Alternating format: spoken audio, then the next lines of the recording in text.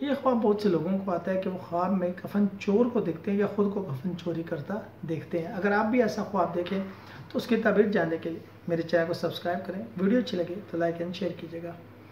خواب میں کفن چوری کرتے دیکھنا، حضرت جابر مغربی رحمۃ اللہ نے فرمایا کہ اگر کفن چور کو دیکھے، خود کفن چور نہیں ہے لیکن کفن چور کو دیکھا تو وہ جس نے بہت سے کفن جمع کیا ہے، دلیل ہے کہ علم و حکمت حاصل کرے گا۔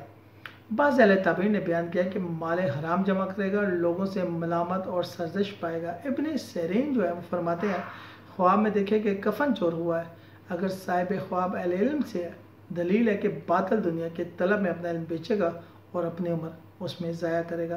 زیادہ تر ایسے خواب علماء کو آتے ہیں جو اپنے علم کو پیسوں کے عوض بیچتے ہیں اور اپنی عمر بھر کی کمائی کو ضائع کرتے ہیں۔ ویسے خواب میں مردوں سے کفن چوری کرنا آپ اگر کر رہے ہیں تو پھر آپ صدقہ دیں اور خیرات کریں، اللہ تعالیٰ سے توبہ اور استغفار کریں، روز استغفار کی ایک تسبیح لازمی پڑھیں۔ یہ کوئی اچھے خواب میں سے نہیں ہے، اگر آپ کو مال مل بھی جائے گا تو حرام مال ہوگا اور لوگوں سے آپ سنیں گے کہ آپ نے جو مال جمع کیا وہ حرام ہے، بے عزتی ہوگی۔